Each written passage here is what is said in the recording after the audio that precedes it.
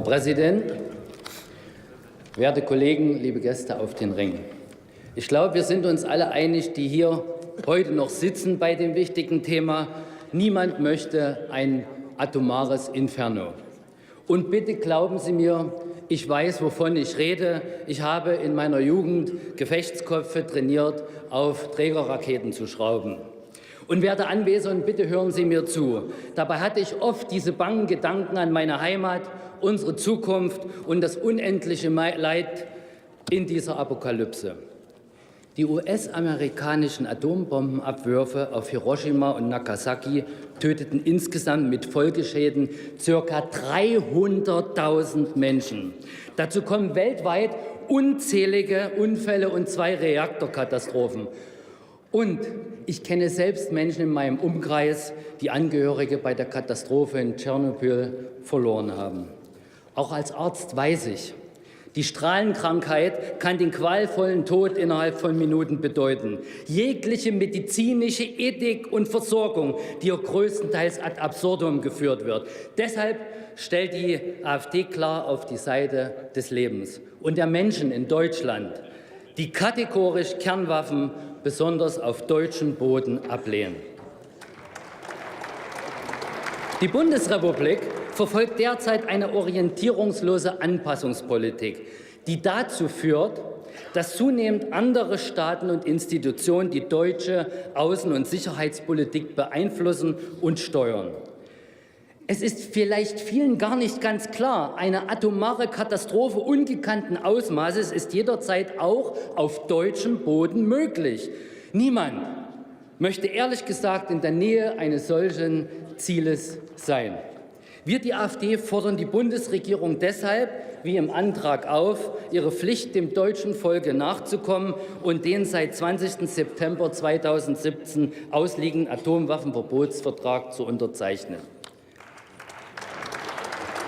Gleichzeitig fordern wir den Abzug aller auf deutschem Boden stationierten alliierten Truppen und insbesondere ihrer Atomwaffen. Die Mitgliedschaft in der NATO entspricht zwar unseren und auch den außen- und sicherheitspolitischen Interessen Deutschlands, allerdings nur dann, wenn die NATO sich ihrer Aufgabe als Verteidigungsbündnis beschränkt, meine Damen und Herren. Eine europäische Atommacht unter Frankreich, die am Knopf sitzt, lehnen wir genauso ab wie die Unterstützung der atomaren Teilhabe der NATO, meine Damen und Herren. Zur Kenntnis.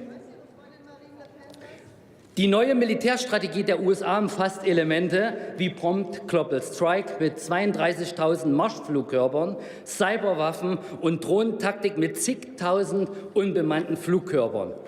Außerdem haben die USA in ihrer Militärdoktrin ausdrücklich das Führen eines atomaren Erstschlages gegen einen beliebigen Gegner nicht ausgeschlossen.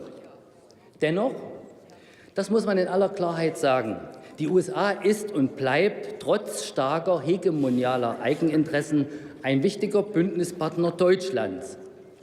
Deshalb sollte das Leitbild einer interessengeleiteten deutschen Außen- und Sicherheitspolitik die Gleichberechtigung beider Partner und die Kommunikation auf Augenhöhe betonen.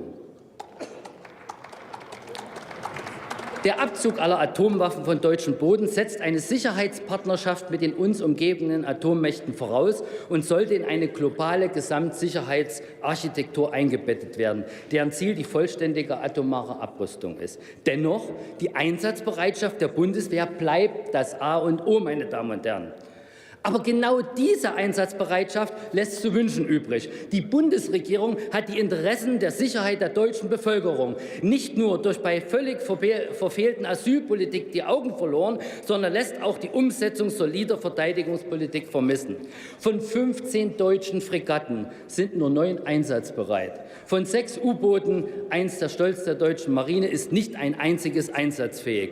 Flugausfälle sind die Regel und unsere deutschen Soldaten sitzen ohne Flugzeug in Mali fest.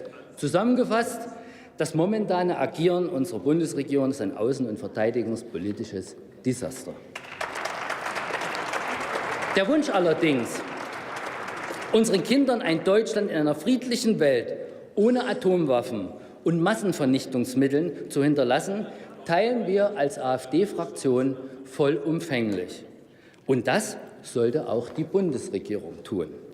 Über die Wege dahin und Lösungen sollten wir im Interesse unseres deutschen Volkes zeitnah und ohne ideologische Schranken hinweg konsensual besprechen. Wir stimmen der Überweisung in den Auswärtigen Ausschuss zu. Vielen Dank, meine Damen und Herren. Und allen ein schönes Wochenende.